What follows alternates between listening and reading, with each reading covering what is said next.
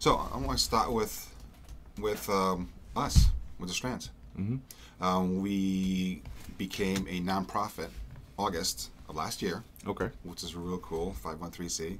So now we're progressing in a better environment or a better way of getting funds, because now we can get sponsors and supporters from organizations and people, and they're more apt to donate and help us because now we're a nonprofit. Yeah.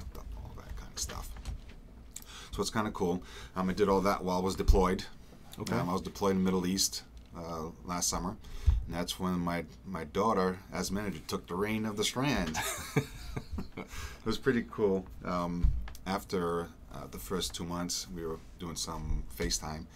She said, "Dad, I don't know how you're doing this. I'm forgetting stuff. I don't know what I'm doing." And she was getting all nervous and frustrated. And I just explained to her, I didn't know what I was doing either. I said, just learn as you go. As long as nobody gets hurt, you'll learn what stuff.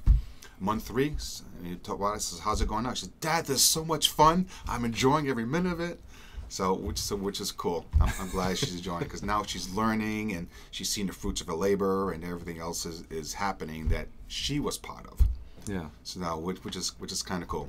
Yeah. Now that I'm back, she's taking care of day-to-day stuff, and working on stuff like today, promoting the Strand and getting some entertainment coming in there, and it's growing so fast now. Now that I'm retired, so now I can spend more time at the Strand and doing the stuff, and it's growing so fast now, which is cool. Yeah. So I'm just as busy now as I was before doing my regular job and the Strand. That's funny. What did you do in the military? I was mechanic. Okay. I started off as an aircraft mechanic and switched over to vehicle maintenance. Okay. So I got 25 years total time. Yeah. Air Force, Army? Air. Okay. Cool. Yeah.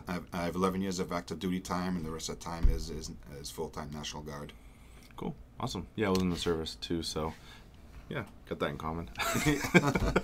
So I know how it is trying to run a business and be deployed. It's just I was mess. putting in about 103 hours a week between both jobs. Yeah. Now I'm down to about 70, which I feel like I need something to do.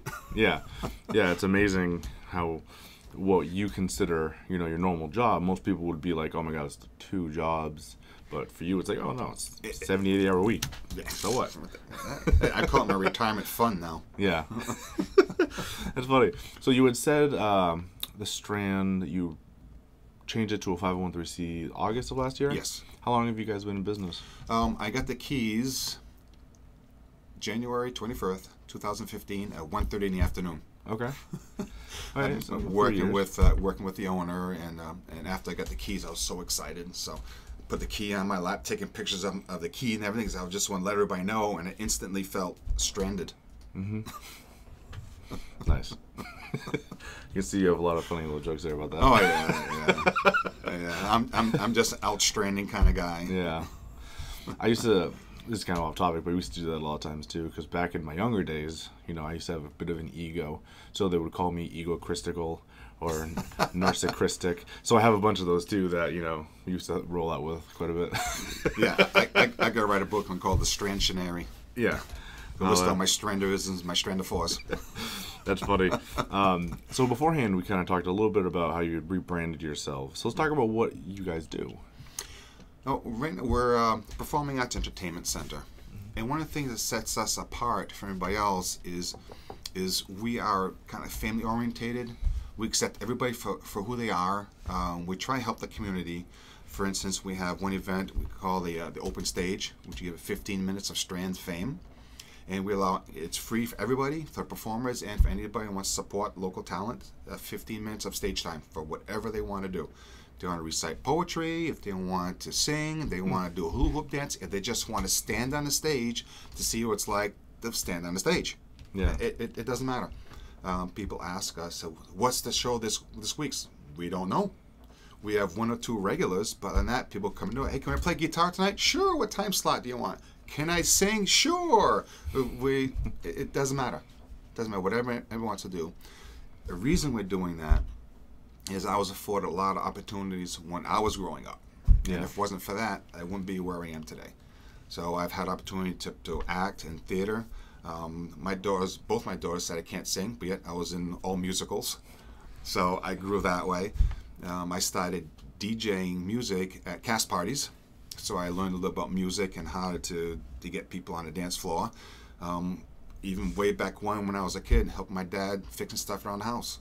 So I learned about electrical, construction stuff.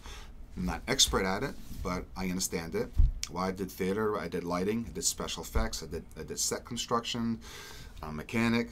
So it all falls into play. They say everything happens for a reason.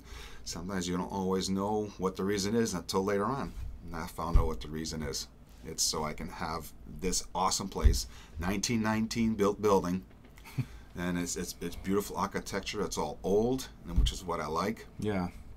I've been asked, "Is you make any money?" I said, "No." Why are you doing it? It's only 10 days a year. There's 30 other days of the month I can make money. I'm just paying it forward. Give somebody else an opportunity to grow and see if that's what they want to do. Yeah. That's interesting. That's interesting business model, I guess. Yeah, it's different. I'm out of the box kind of guy. I have my sound tech, sound crew, and everybody else, and I ask about something. Hey, can you guys do this? And nobody's ever done that before. I said, okay, can you do it? Well, we don't know. I said, okay, but can you do it? Just because no one's done it before doesn't mean it can't be done.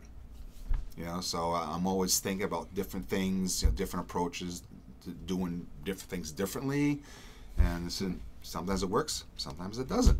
We don't know until we try. Yeah, it's pretty cool. So I'm always trying something different. So how often are you guys open? Is it like every night you guys are open? Well, we teach dance also. Okay. So we teach. I have someone comes in, teaches country line dancing.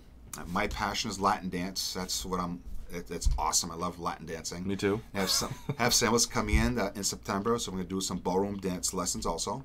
And so once a month we have a dance. We also have work on now, starting in August, a Dover night out. So every Thursday night for the rest of the year, I have something going on at the Strand.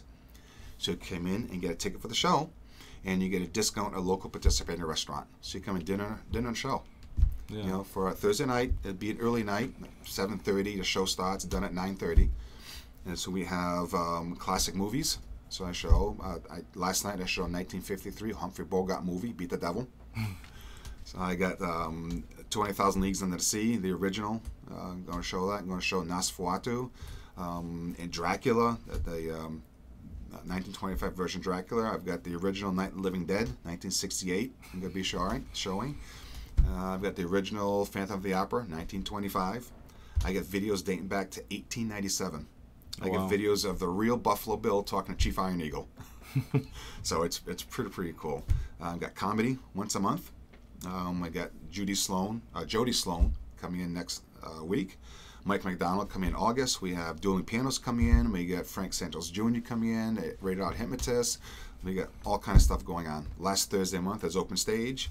And we have an open dance another Thursday. So every month will be different music. We've had mediums coming in to talk to the spirits. Yeah. We've got anything. It doesn't matter. We got people renting it for a wedding reception. We got a 30th birthday party in a couple of weeks. We've had Sweet 16 birthday parties. We have a 2-year-old party. We had a 1-year-old party. The ceiling's tall enough and the floor is big enough. We had a blow-up slide. So I come in to club the slide, and now we've had, what else we have? We had a Velcro wall. You jump up on the Velcro wall in there. So it's pretty cool. It's limited to the imagination with this building. I really love it. Yeah. So it really is kind of like a mix of everything. Yeah. Performing arts entertainment. Yeah. That's pretty cool. Yeah. I like that. I love the ballroom thing in the Latin too, because I used to dance semi-professionally, so I like like that. Yeah. It's pretty cool. Nice. It's so awesome. I try to do as much work as I can in there along the town allows me to. Yeah. Obviously I have to meet code and everything because it's a public building. Yeah.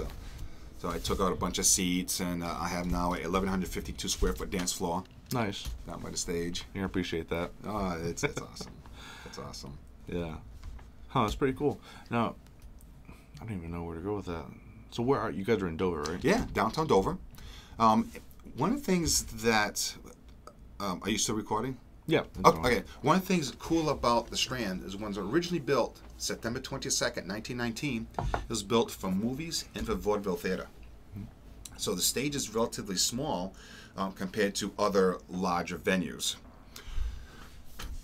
It was built next to the train station in downtown Dover. So vaudeville theater is very similar to a traveling circus. So you have a bunch of short acts, whether it be a one-man band, whether it be a magic show, whether it be contortionists, sword swallows, whatever. They usually last 10 to 15 minutes per show, about 12 to 15 acts per evening. So when done at the venue, you'll hop on the local transportation, in this case it would be a train, and go to the next venue. So they do now their performance. So it was a traveling act of the vaudeville theater. Vaudeville theater started in 1883. And it lasted until TV started coming about. So in 1923, the Strand was converted to strictly movies, so the screen was permanently mounted up front, and there was an orchestra pit there. So an orchestra would play the music for all the silent movies. Now, the original silent movie was called Daddy Longlegs. It was a 1919 film. Yeah. Fred Astaire remade it in 34, I think it was. So I'm going to be showing the original film on my grand opening, September 22nd, 2019, the 100th birthday, and I found the musical score for the movie. Oh, wow. So I have an orchestra that said they'll play the musical score. So on grand cool. open, you'll be able to watch the movie and experience it as it was shown and presented 100 years earlier.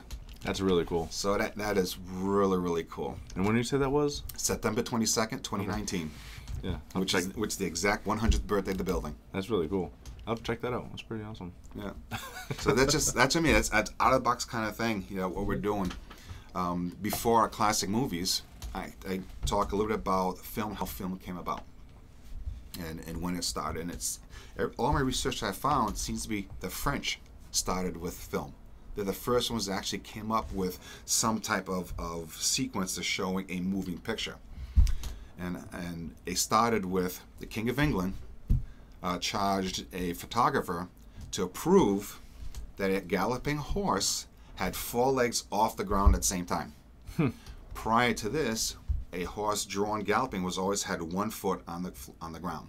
Yeah. So the photographer measured the length of a gallop on a horse was 20 feet.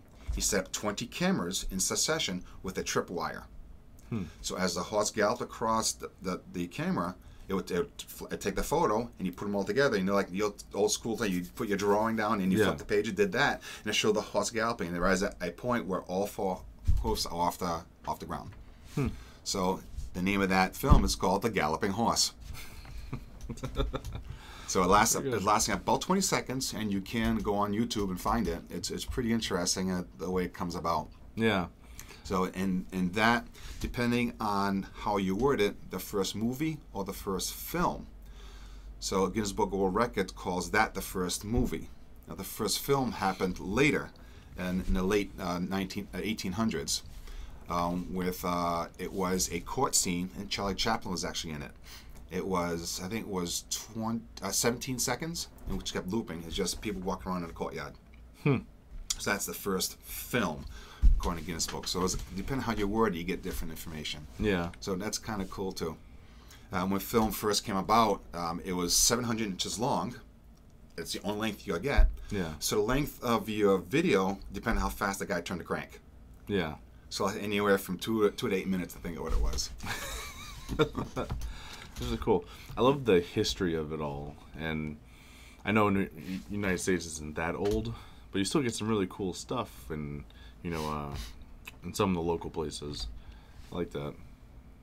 I've got a 1902 video of San Francisco, the day before the earthquake that destroyed the city. Wow. So it's pretty cool. I got videos of the real Buffalo Bill on his horse, with his gun slung across the horse in the river, doing the old lookout thing.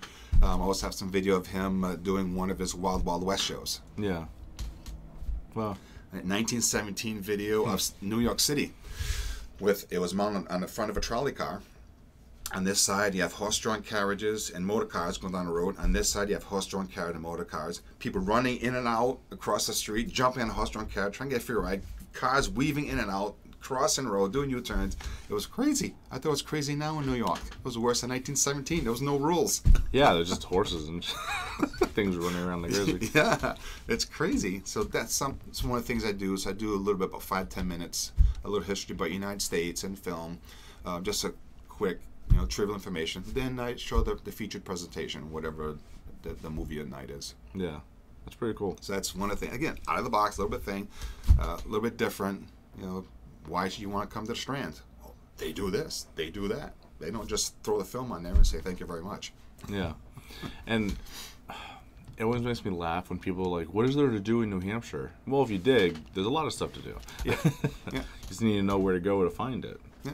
That's one of the things I'm doing here to let people know. Yeah. Downtown Dover, there's a lot of cool stuff going on. Yeah, that's really cool. Awesome. So, is there anything else you wanted to talk about real quick while we're here? Sure, I could be here for 3 hours. Okay, cool. We have time. That's one of the things that when I get people walking across the street, I try to drag them in. I start talking to them, and I let them know after half hour, you guys need to tell me to shut up. Because otherwise I'll keep talking. Either just slowly walk out the door.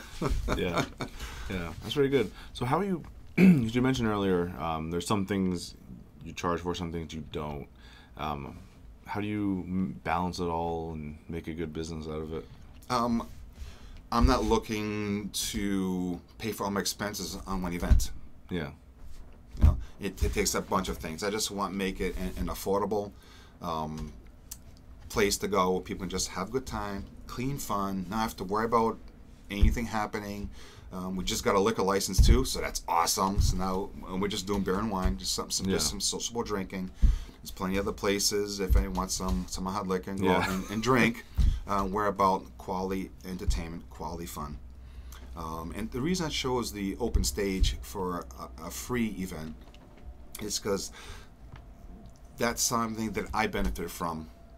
From just getting, I was given an opportunity to start teaching dance. I never had any dance training, but the owner of the dance studio must have seen something in my dancing and talking to other people that want to learn dance. Once I started learning, she saw something in me and that said, hey, I would like him to teach dance. So she hired me as a dance instructor, and then that's when I started my training on how to teach. Yeah. So I grew from that. I started theater. I never acted before. My first play was Rodgers and Hammerstein's Cinderella. I performed that with two of my daughters. My daughter wanted to get into a theater, so there's a local theater group. So I said, well, I want to do quality time with my daughter. So I did that, and consequently, I was ended up being a board member of the theater group. I did like 7 or 8 shows. I started DJing there. I continued that to DJing events. Then because I started teaching, I started learning more, so I started choreographing.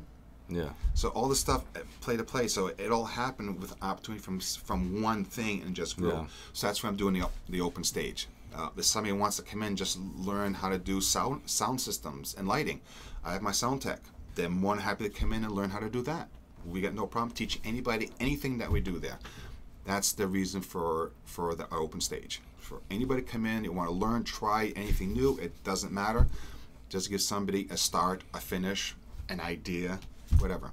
Yeah. So it's just, and I like teaching. Yeah, yeah, and New Hampshire always has this really cool community feel to it. I don't know any places, it's definitely the big cities you're not going to see it. Like this type of environment, you're not going to see that in like Boston typically. Like it's so cool. Yeah, but Boston has grown so much now. They have the for lack of a better word, diva performers. Mm-hmm. They expect to get this. They expect that. So consequently, they have to transfer all that to the customers. In Dover, we have a lot of local talent. Some will perform, for free just to go out there. Yeah, so we transfer that to the customers. So if they can perform for free, then $5 to come in. just hopefully get enough to cover the electricity. Yeah. You know, so and now we have concession stand now. We serve popcorn. Now we're serving hot dogs. Hopefully, all that stuff come in. Once you get a big crowd come in, that'll take care of the rest expenses, so we can keep going. Yeah, that's pretty cool. I like it. So how do people reach out, get in touch with you, learn more? Well, go right to our Facebook page, The Strand Ballroom, and make sure you add Dover in there, because there is one in Providence, Rhode Island, The Strand Ballroom, Rhode Island, and we've been getting a lot of phone calls from them wanting to buy tickets. And, well, we're in New Hampshire. Yeah, wrong one. Wrong one. But we talk about them anyways. So and I'm trying to coordinate with other strands, so maybe we can network with have different performers come about. That'd be cool. Yeah. We are the 11th or 11 still standing strands that was originally built intended for performing arts entertainment. There's a total of 28 across the United States, starting in 1916, I believe. Oh, wow. So, and we are the third oldest. Oh, wow. Yeah. Yeah. So that's pretty cool. Yeah, absolutely. Yeah. Like I said earlier, the age is, we're not as old as some of the other places in the world, but there's still so much to be had here. Yeah, it's a lot of history. Yeah. The first talkie film was shown at the Strand. The first talkie film in New Hampshire was shown at the Strand. Wow. Robert Wagner came to the Strand in 1953 to promote one of his movies. So there's a lot of history. Actually, in a wall, I just found a program. It has a date on it, 1928. Oh, wow. I have programmed some movies, and one of the performers or one of the actors in one of the movies that was shown, I guess she was the older woman in the Titanic movie. So she was 18 years old in 1928. Oh, wow. That's pretty cool. Yeah, so yeah, I'm finding so much stuff, and the more I found, the more excited I get. Yeah, absolutely. That's awesome. So thank you so much for joining me. We had a lot of fun today, and I hope everyone comes out and gets to experience this. Yeah, come on down for Thursday night. Thursday night right now is our biggest variety, from old movies to local talent to comedy to dance. Come on out, check us out. Very cool. Awesome. And Thanks. don't be afraid. Don't be afraid to tell me to be quiet. You've had enough. That's too good. So thank you guys so much for watching. We're going to have the last word from our sponsors, and everyone have a great day. That's it for today, everyone, but it doesn't have to end there. Head over to iTunes, Stitcher, Google Play, or iHeartRadio to get more from New Hampshire's top entrepreneurs.